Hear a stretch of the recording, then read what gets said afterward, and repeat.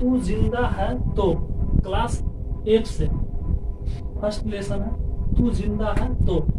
उसका शब्दार्थ सबसे पहले पढ़ाने से पहले उसका शब्दार्थ नोट किए हैं यहाँ। तो शब्दार्थ फर्स्ट है यकीन। यकीन का मतलब होता है भरोसा, मतलब किसी पे भरोसा करना। सितम, सितम का मतलब होता है जुल्म।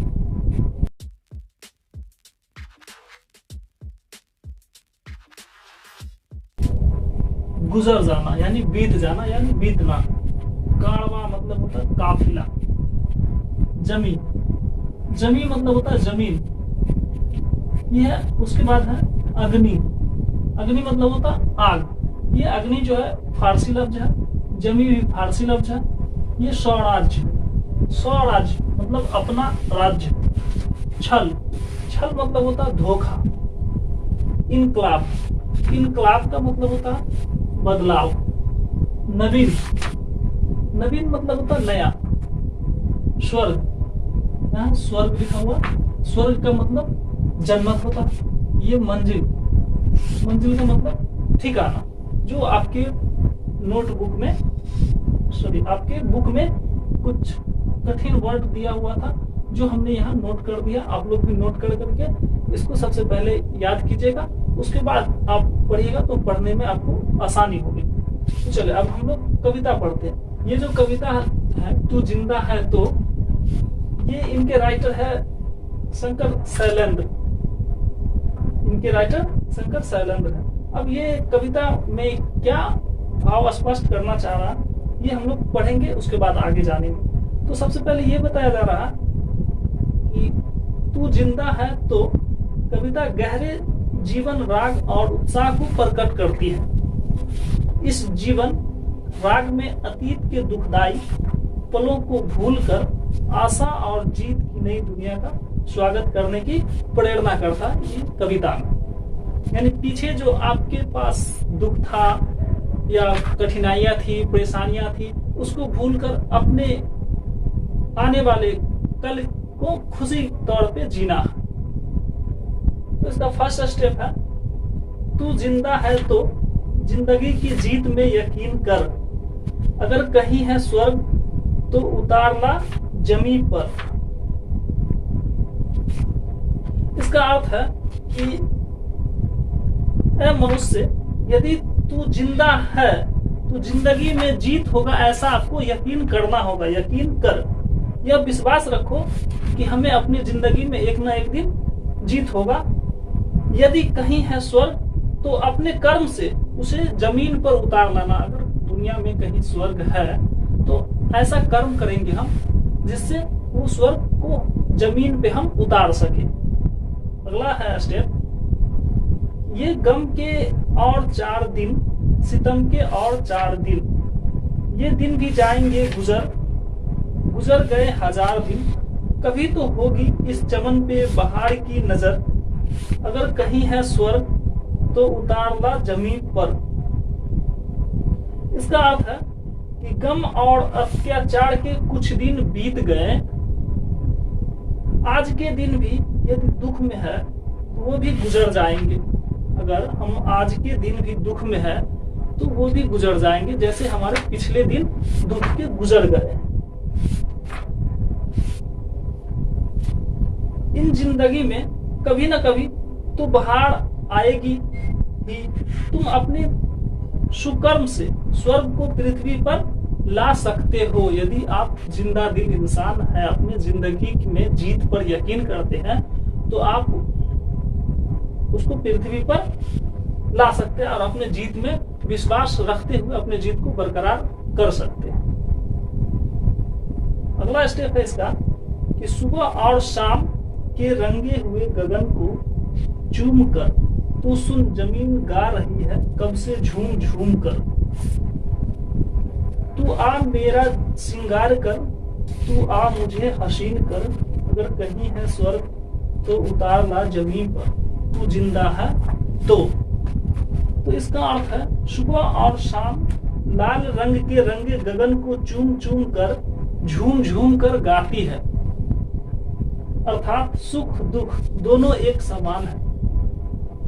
हमारे जीवन में एक ऐसा पल आता है जो कभी हम बहुत आनंदित महसूस करते हैं, सुखी महसूस करते हैं, और कभी ऐसा पल आता है जो हम बहुत दुखी महसूस करते हैं कि हमारे जिंदगी में ये कैसा पल आ गया। सुख दुख दोनों में एक समान रहने वाले आकाश को देखकर पृथ्वी अनिवार्य हो जाती है। उससे बात है कि तभी मुझे आनंदित कर दे। अगर कहीं स्वर्ग है तो उतार कर जमीन पर ला उसको, यदि तू जिंदा है, अपने जीत में यकीन रखता है तो। और आपको अपनी जिंदगी की सफलता पर हमेशा विश्वास रखना चाहिए, और उसी विश्वास से हमेशा आपको अपना कर्म करनी चाहिए। उससे अगला है कि 1000 भेष धर के आई मौत तेरे द्वार पर। द्वार मतलब होता है दरवाजा, घर। मगर तुझे ना छल सकी, चली गई वो हार कर। नई सुबह के संग सदा तुझे मिली नई उम्र। अगर कहीं है स्वर्ग तो उतार ला जमीन पर। इसमें क्या कहने का मकसद है वो देखना है कि दुख हजारों रूप धारण करके आपके दरवाजे पे प्रकट होती है। दुख जो है वो हजारों रूप धारण करके आपके दरवाजे पर प्रकट होती है, आती है। आपके दरवाजे पे आई तो, लेकिन वो हार कर वापस चले गए। फिर अगला स्टेप है उसमें, नई सुबह प्रतिदिन आकर तुझे नई उम्र प्रदान करती है। जैसे यहाँ था, तुझे नई उम्र प्रदान करती है। वस्तुतः यदि स्वर्ग कहीं है तो उसे उतार कर तू जमीन पर ला। तू जिंदा है तो जिंदगी में सफलताएं अवश्य मिलेगी, ऐसे विश्वास करो। अगर आप जिंदा है, अपने जीत पे यकीन करते हैं, आपको अपनी जीत पे भरोसा करना है। आप भरोसा करोगे जब ही आप उसको हासिल कर सकते हैं, किसी भी चीज को। भरोसा नहीं करोगे वो हासिल नहीं होगा।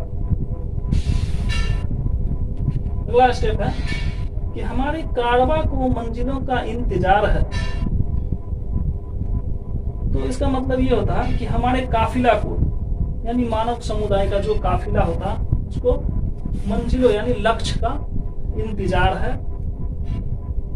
ये आंधियों, ये बिजलियों की पीठ पर सवार है। इसका मतलब ये होता है कि जो आंधियों और बिजलियों यानी दुख ही दुख के पीठ पर सवार होकर आगे बढ़ रहे हैं। तो आगे देखते हैं, तू आग कदम मिला के चल चलेंगे एक साथ हम। इसका मतलब है तू भी बढ़ो और कदम से कदम मिलाकर अपने मंजिलों को हम सब एक साथ प्राप्त करेंगे। उससे आगे है, अगर कहीं है स्वर्ग तो उतार ला जमीन पर, तू जिंदा है तो। इसमें कहा जा रहा है कि अगर स्वर्ग कहीं है तो उतार कर आप जमीन पर ला दो। यदि तू जिंदा है तो अपनी जिंदगी में सफलता पे विश्वास रखिए कि हमें एक ना एक दिन जरूर सफलता मिलेगी। अगर हम अच्छे कर्म करेंगे तो हमें सफलता जरूर मिलेगी। अगला स्टेप है कि जमी के पेट में पली अग्न, पले हैं जल जले, टिके ना टिक सकेंगे भूख रोग के स्वराज ये। इसका मतलब ये होता है भूख और अपराध दोनों बुरे हैं। यदि ये दोनों समाप्त नहीं होते तो एक दिन इनकलाब यानी विरोध की आवाज बनेंगे। अगर भूख और अपराध दोनों समाप्त नहीं होते हैं तो ये दोनों जो एक दिन विरोध का आवाज बन जाएगा। उसमें अगला है कि मुसीबतों के सर कुचल चलेंगे एक साथ हम। अगर कहीं है स्वर्ग तो उतार ला जमीन पर, तू जिंदा है तो इसमें मतलब जैसे हम लोग यहाँ पढ़ेंगे उसके अगले है, जिसे जुल्म के महल ढह जाएंगे, नए घर बनेंगे, अर्थात शांति का माहौल बनेगा। जब जुल्म खत्म होगा तो क्या होगा, शांति का माहौल बन जाएगा और नया घर बनेगा। अगर स्वर्ग कहीं है तो अपने परिश्रम से उसको जमीन पे उतार करके दिखाओ। ऐसा कर्म करो, ऐसा परिश्रम करो, सत्कर्म करो जो स्वर्ग को पृथ्वी पर हम ला सके। है मानव, तो यदि जिंदा है तो अपनी जिंदगी में सफलता की कोशिश करो ताकि तुम्हें सफलता अवश्य मिले, जरूर मिले। इस बात पर हमें क्या करना, विश्वास रखना चाहिए कि अगर हम अपनी जिंदगी में अच्छे कर्म करेंगे तो हमें अच्छा फल मिलेगा। कहा गया कि हम जो बोएंगे वही काटेंगे। अगर हम अच्छे कर्म करेंगे तो हमें अच्छे फल मिलेंगे, अगर हम बुरे कर्म करेंगे तो बुरे कर्म का हमें बुरा फल ही मिलेगा। तो ये आपका कविता पूरा समाप्त हो चुका है। तो आशा करते हैं कि आप लोगों को ये कविता समझ में आए होंगे, और ये जो मतलब शब्दार्थ लिखे ये हम पहले बता चुके हैं। इसको आप याद कर लीजिएगा, इसको याद कर लीजिएगा, तभी आपका लेसन जो है पढ़ने में और उसका अर्थ समझने में सहायता मिलेगी।